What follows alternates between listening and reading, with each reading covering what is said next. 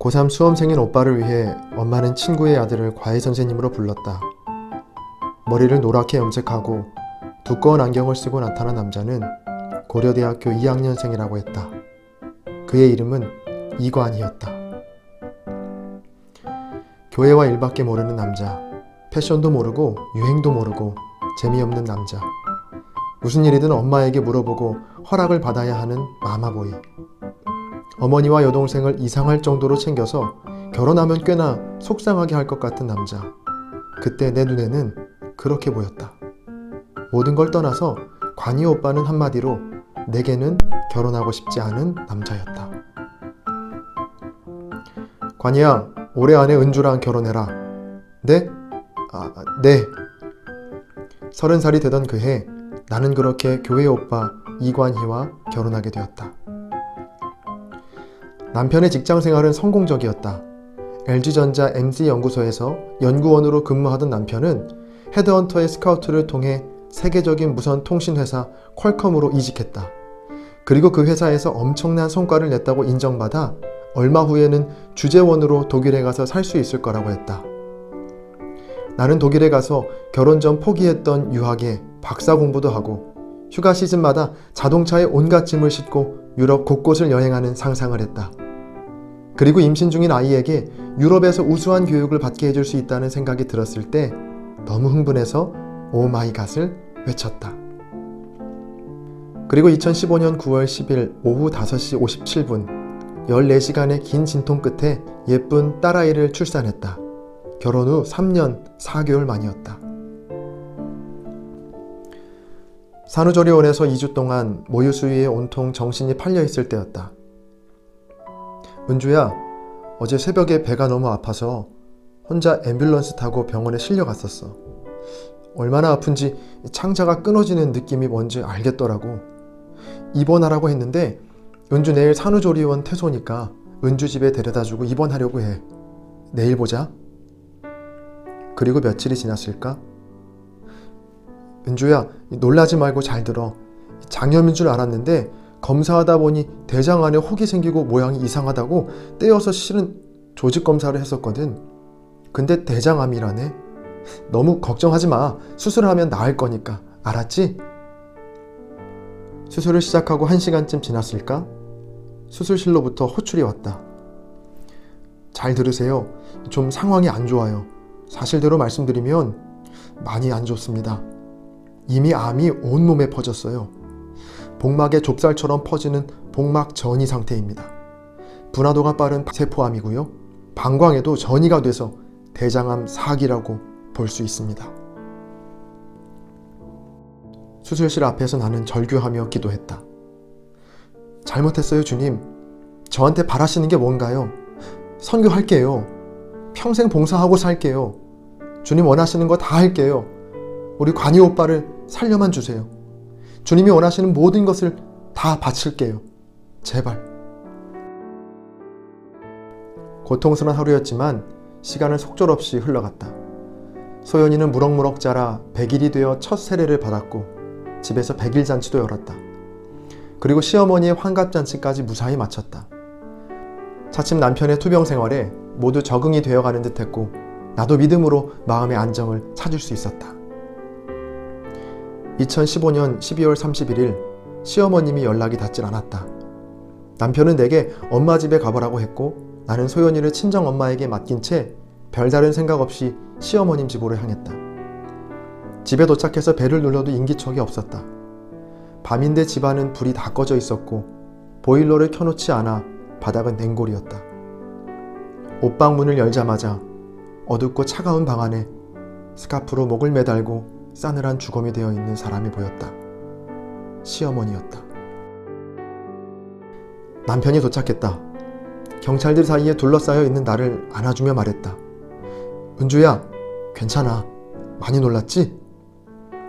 남편은 방 안에 들어가 어머님을 눕혀 눈을 감겨드린 후 손을 잡고 기도하기 시작했다. 주님, 주님께서 허락하신 암이라는 병도 축복으로 여기고 있습니다. 제 육가형을 깨끗이 고치기 위함이라는 것도 알고 있습니다. 항암 치료로 온몸에 두드러기가 나고 머리카락이 다 빠지고 땅에서 머리를 들 수 없어도 제가 욥보다 더 강한 믿음으로 주님만을 사랑하는 제 마음은 절대 변하지 않을 겁니다. 그런데 주님, 제 첫 번째 기도 제목은 항상 제 병의 고침이 아니라 우리 엄마의 마음의 평안을 허락해달라는 것이었는데 제 첫 번째 기도를 어찌 이렇게 응답하십니까? 암 진단 이후 한 번도 내 앞에서 울지 않던 남편이 하염없이 흐르는 눈물을 닦아내며 기도했다. 어떤 환난이 닥쳐와도 제가 주님을 변함없이 사랑하겠습니다. 절대 주님을 배신하지 않겠습니다. 주님, 사랑합니다. 주님, 감사합니다. 엄마, 사랑해. 미안해, 엄마. 한 달쯤 지났을까? 산후풍으로 점점 심해지는 통증 때문에 병원에 입원해서 치료를 받게 되었다. 오은주 씨, 조직 검사 결과 혈액암으로 나왔습니다. 골수 전이가 있어서 4기입니다. CT상으로만 봐도 상당히 많이 퍼져 있어서 당장 항암 치료를 시작해야 합니다.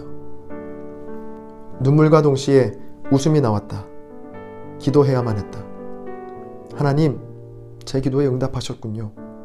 제가 너무 죄책감에 괴로워하니 제 힘든 마음을 덜어주셨군요. 저도 이제 남편과 같은 입장이 되었어요. 주님, 저희 부부를 정말 사랑하시는군요. 얼마나 크게 쓰시려고 이렇게 혹독하게 훈련하십니까? 저 이제 가진 건 아무것도 없어요. 오직 주님뿐입니다. 그때부터 남편과 나는 완벽한 한 팀이 되었고 말하지 않아도 서로의 마음을 이해할 수 있는 처지가 되었다. 두 번째 암 재발 후 남편은 눕지 못한 채로 몸에 주렁주렁 박힌 관으로 피와 물을 전부 쏟았다. 흡사 그림으로만 봤던 예수님이 십자가에 못 박혀 돌아가실 때의 모습과 똑같아 보였다. 남편은 지독한 정신력으로 끝까지 모르핀을 거부했다. 성경 말씀을 읽고 싶다고, 하루도 성경 말씀을 읽지 않으면 살 수가 없는데 모르핀을 맞으면 정신이 해롱거려져서 맑은 정신으로 말씀을 읽을 수가 없다며 뼈가 산채로 으스러지는 것 같은 암성 통증을 그대로 참아냈다. 보는 것도 고통스러워 나는 몇 번이나 몰래 모르핀을 맞추고 싶었지만 참아야 했다. 2018년 9월 16일 새벽 3시 46분 남편은 주님의 품 안에 어린 양처럼 아주 평안히 안겼다. 고통 속에 일그러져 있던 얼굴의 모든 주름이 순식간에 펴졌고 황홀할 정도로 하얗게 변했다. 신혼 첫날 밤 침대에 누워 포근히 잠든 만족스러운 모습, 그때의 얼굴이었다. 다음날 밤에 남편은 하얀 빛이 나는 광명한 옷을 입고 나를 바라보며 웃으며 꿈에 찾아와 주었다. 아주 기쁜 모습이었다. 남편이 천국에 있음을 믿을 수밖에 없도록 해주신 것이다. 남편의 죽음이 다가오면서부터 그때까지 내내 가슴을 짓눌렀던 답답함과 두려움이 씻은 듯이 사라졌다. 오히려 이 땅에서의 고난을 믿음으로 이겨내고 천국에 가 있는 남편이 대견하고 부럽다는 생각까지 들었다. 요즘 내 기도 제목이 내 안에 나는 죽고 오직 예수님만 사는 삶. 어떻게 보면 굉장히 멋있는 말이고 굉장히 어려운 말인데, 근데 생과 사의 갈림길에 서 있는 나나 은주나 우리는 그걸 할 수 있는 상황인 거야. 건강하고 사는데 아무 거리낌이 없는 사람은 이걸 깨닫지도 못하고 이해도 안 되고, 근데 보니까 나는 죽고 예수로만 사는 삶, 그것을 실행에 옮길 수 있는 찬스가 지금 우리 앞에 와 있는 거더라고. 내 안에 있는 힘을 다 빼고 주님이 이끄시는 삶. 사실 저도 아프고 나서 많은 목사님들이 와주셔서 기도도 해주시고 권면도 해주시고 하셨는데, 방금 목사님 말씀대로 형제님, 이 질병은 하나님 계획 가운데 있는 고난이니까 이 고난 이겨내시고 승리하실 겁니다. 치료되실 겁니다. 그런 말씀을 해주실 때는 머리로는 아멘 아멘 해요. 그리고 꼭 그러길 바라고요.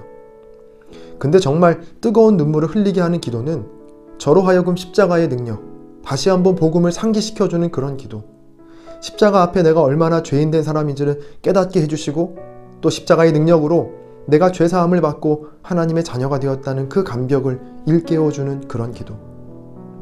그리고 이런 상황 속에서도 오직 하나님만을 바라보고 하나님에 대한 신뢰를 절대 거두지 말라는 그런 권면의 기도.